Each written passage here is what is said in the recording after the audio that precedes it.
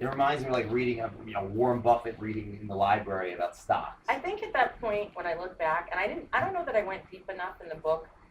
Sometimes in hindsight, even when you write books, you wish wrote something a different way. But what I would tell you is that up until that point in my life, and who's thinking about like life contemplation at 8 year old, I can't say that I was. But what I do know is I had this inner quandary or question Yeah. of my value. And I wondered why I was put on earth, and I was having all these inward questions. And so I think I was trying to discover what I had in me. Like I had that, and I'm still testing myself today.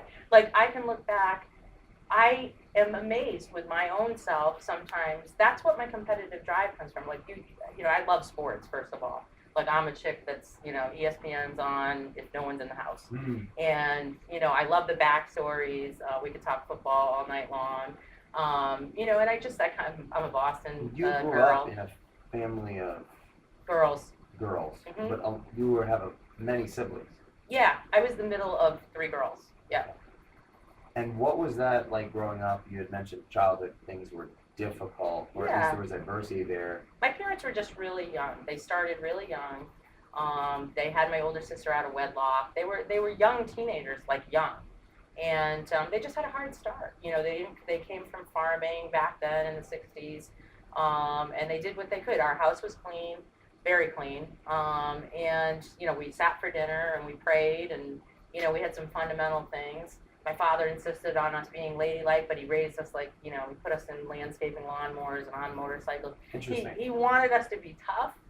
And he's still the guy that if I had someone do something to me that hurt my feelings today, I would call my father. Really? Absolutely. And he's the person I can be vulnerable in front of, and he will always give me the best advice. And he's given me advice that is very, very unlike most dads. Things that have been difficult in the business place, what do I do? And he's given me strategy instead of what a lot of fathers would do, which is kiss the person's boo-boo and put a Band-Aid on it. He's kind of like punched me in the shoulder and been like, get back in there and show them what you're made of, So type do you of. feel like your father instilled confidence in you at a young age, or at Yeah. least attempted to, He by modeling definitely that did. behavior? He cheered me on, I showed him things. Like he'll be the first person to say these words are his that I Wow. have tattooed. What's it say? So it says, have faith, be strong, believe. He wrote that, this is his handwriting, on a piece of paper, and he stuck it in a Bible, a family Bible, when I left for college. And he just said, when all else fails, draw on these 3 things, because these will be your anchor. And he had no idea how much that little piece of When paper. did he say that to you? When I was 18 and I was leaving home. And I think he was scared to death, But many times in my life, I've drawn on it. I wrote that. That's on the inside cover of my Has book. he ever shared to you where that came from? Yeah, it came from his own strength and faith. Listen, my mom had a brain aneurysm, and what did he and I do? We went and we prayed. I don't want to get all religious, but, this is when your miracles are tested. And so that faith for me is strong and it's real. So you had faith at a young age to make you believe in yourself. Yeah.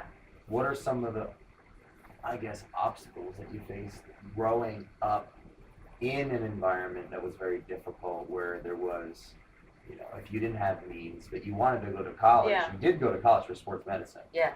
So what are some of the obstacles that you faced growing up? That people they look at you now, top 2% for years in the mortgage industry as a whole. The vice president, but really running a whole mortgage company that's $5.8 billion in sales, nationally recognized, exploding consistently, very reputable, one of the fastest growing companies in Pennsylvania mortgage business. I know they've won awards. Yep. I know that Culture Matters, well below 10% turnover, which is extremely impressive. That is 1,000% better than the average company in general. Yeah. It's like 90% of mortgage professionals, 92% aren't even in the business within 18 months, and you guys have this extremely low turnover. Yeah, So we have a really looking at you now, someone will be like, oh, had it easy. Yeah. But let's really get down in it. Sure. You were a studious individual with a lot of adversity. I think so there what was are some things... suffering. There was some suffering,